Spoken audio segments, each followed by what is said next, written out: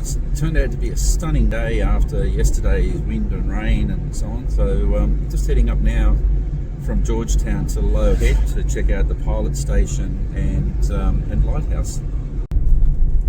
So just here is the old pilot station, and I see they have a museum here as well. It's still a bit early and not quite open yet, but I'm going to go up to the lighthouse, have a look, and then head back to the Bass and Flinders Museum back in Georgetown.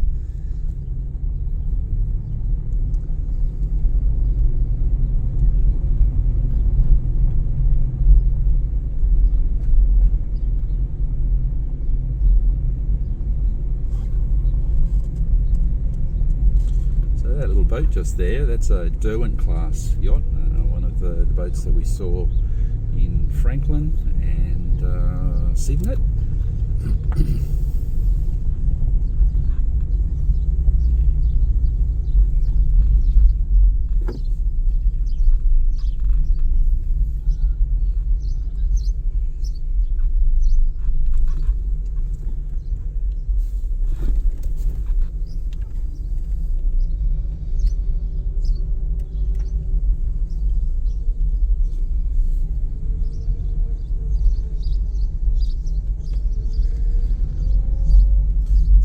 There's a tour of the pilot station. I'm just about to walk up to the lighthouse, but just looking out at the vista from here. I'm looking to the west now, and there is a bit of a northwesterly blowing, and no doubt that will strengthen. So there's the first couple of channel markers just there to come into the Tamar River, and just beyond that there's an exposed reef. I can see shallow water just above these trees here, and then just looking into further into the Tamar River. Georgetown is just in the distance, where you can see the river is getting a bit more narrow. And then as we look across to the east,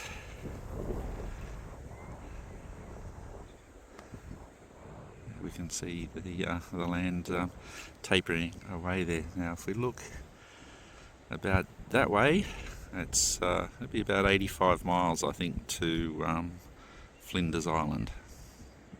Had a nice chat to a family that was staying in the house that's almost attached to the lighthouse itself, and this house in front of us is also available for accommodation, as is the complex of buildings down at the actual pilot station.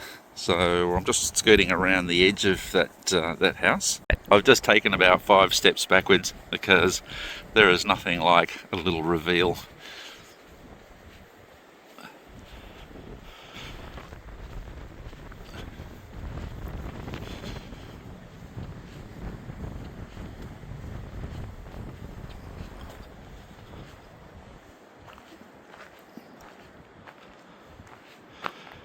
So this building originally used as accommodation for the workers here. It's now actually a marine education centre, which is pretty cool.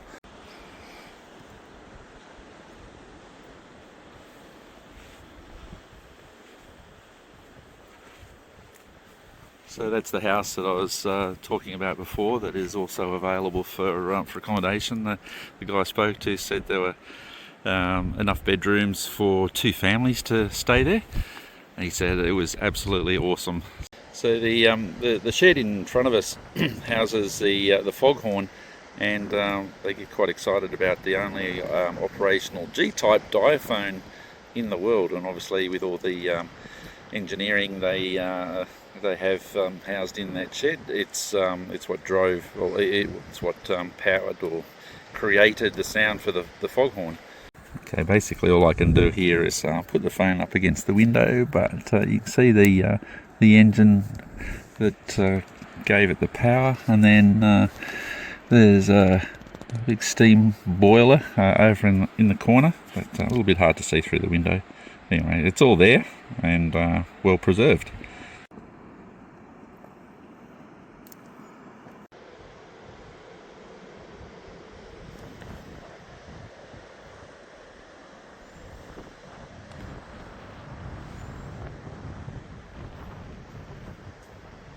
So I'm just standing near the, I guess you'd call it the sunroom of the house that is available for accommodation here, right next to the lighthouse, and this is your outlook. It's a fantastic place to stay.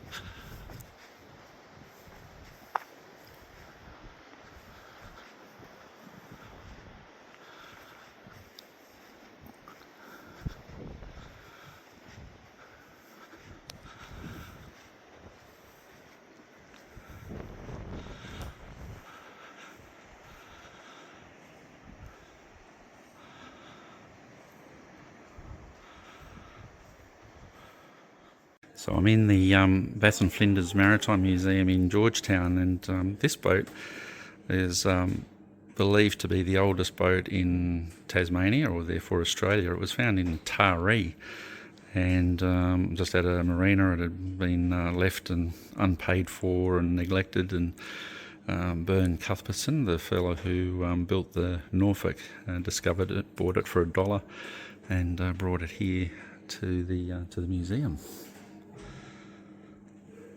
So just along on the upstairs bit of the museum, there's an old Manly Junior, a sailfish, a flying ant, and a sabot. And in the background is a full-size replica of the Norfolk, built by Ben Cuthbertson, and this one is a replica of the whaleboat that Bass and Flinders did their first attempt at discovering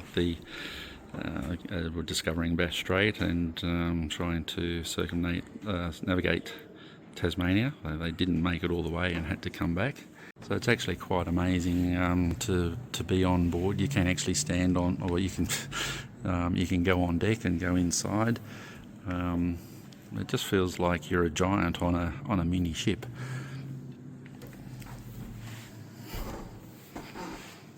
So there's no engine, and they navigated in the traditional way. Had all sorts of adventures, including getting a knockdown at almost 50 miles off Bermagui. But apparently, well, the story is that almost exactly to the day, 200 years after the original voyage by Matthew Flinders, they carried out the circumnavigation within roughly the same amount of time as well.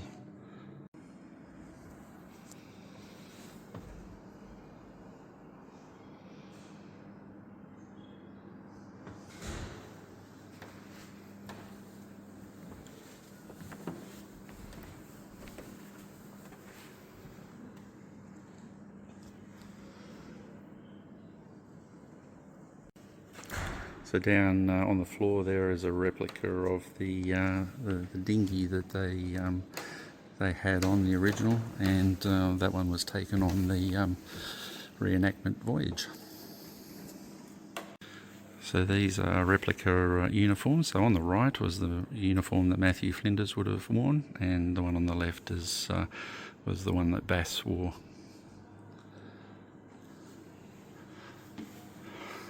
So I did ask about the figurehead, and that is supposed to be a figurehead of representing Matthew Flinders, but that would not have been on the actual boat. It wasn't done to have a figurehead of the captain. They've just done that for an amusement at the museum.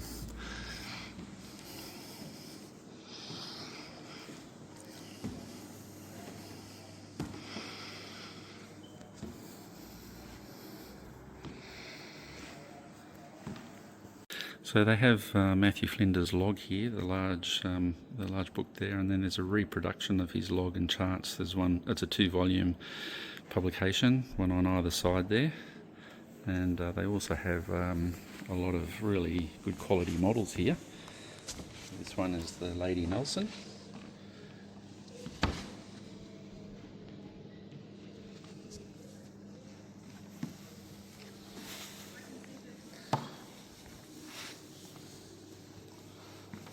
and that is the Investigator, and then the Cumberland. So this is Matthew Flinders' chart of Australia. And there's a small model of the Norfolk.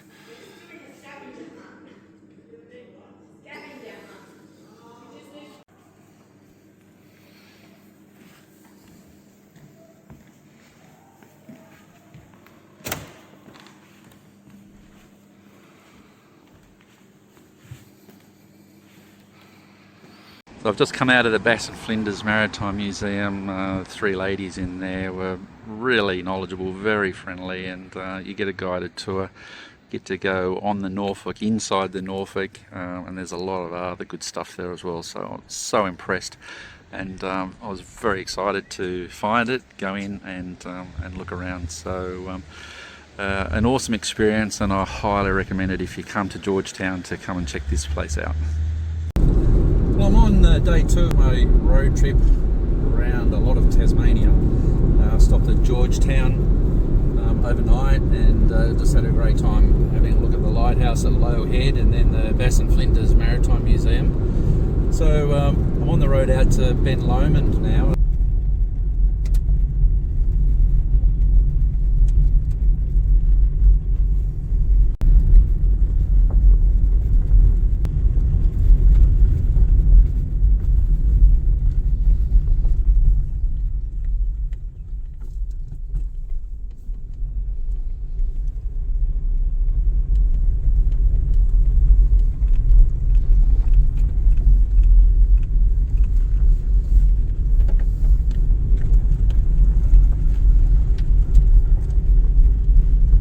Started on the bit of road called Jacob's Ladder, and I'm just stunned by the scenery. I'm really feeling like I'm sort of clinging to the edge of the side of the mountain. I'm just thinking I walked to the top of Cradle Mountain a few years ago, and the mountain here is very similar, but the access is just so much easier. Just get in your car and drive here, it's not far. But this is just stunning.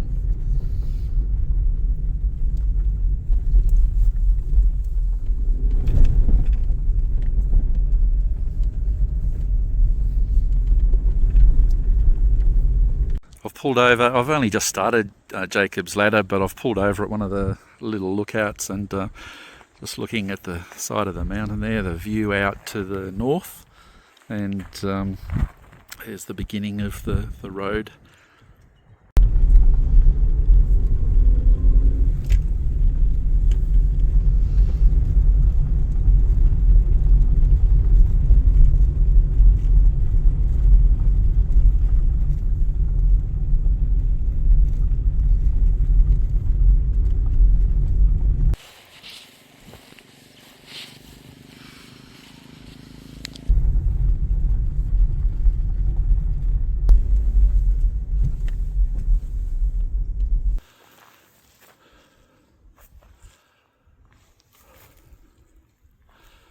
And these monstrous looking contraptions are snowmaking machines. Well, a little bit further above the resort now, and looking across the little chairlift here, and there's where it terminates at the top of the hill for the lazy people. I've walked up actually without too much effort, and of course those lazy people can go up when it's snowing, but not this time of year. Anyway, just over there, looks promising. Little cairn, which is obviously the highest point.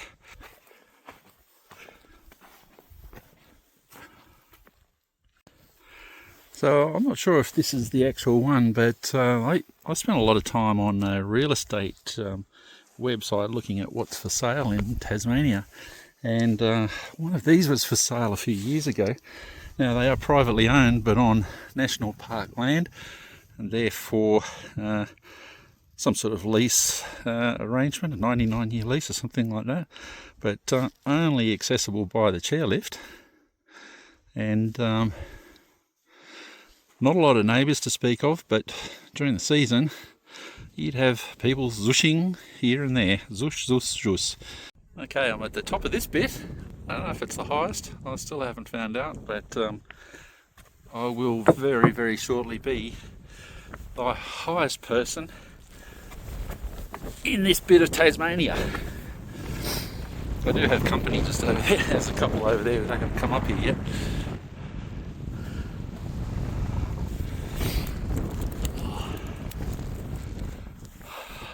Simply stunning.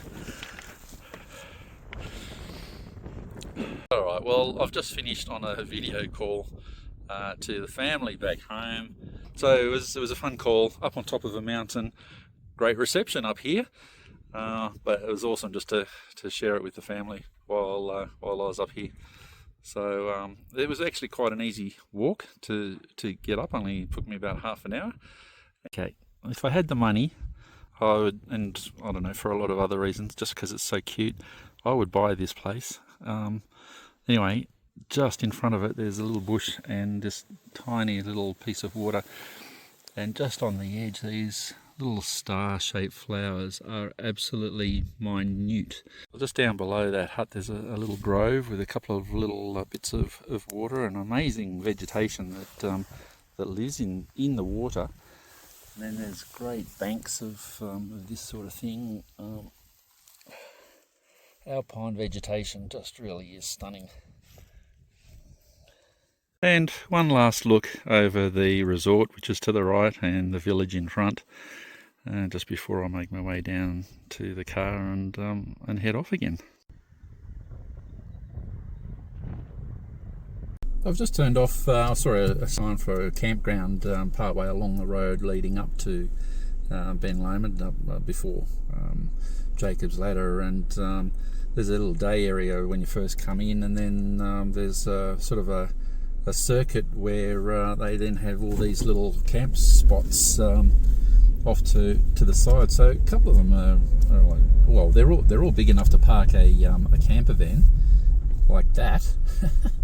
And a couple of them sort of turn around, and you can even like do what this fella's doing, turn around and come out the other side. So I would imagine caravans would fit in there quite nicely. So I'm just sort of going around doing a circuit again. All of them seem to have little sort of stone fireplaces that people have just built. I wouldn't say national parks have actually done them, but yeah, this sort of thing here, fairly small spot, but big enough to fit a vehicle.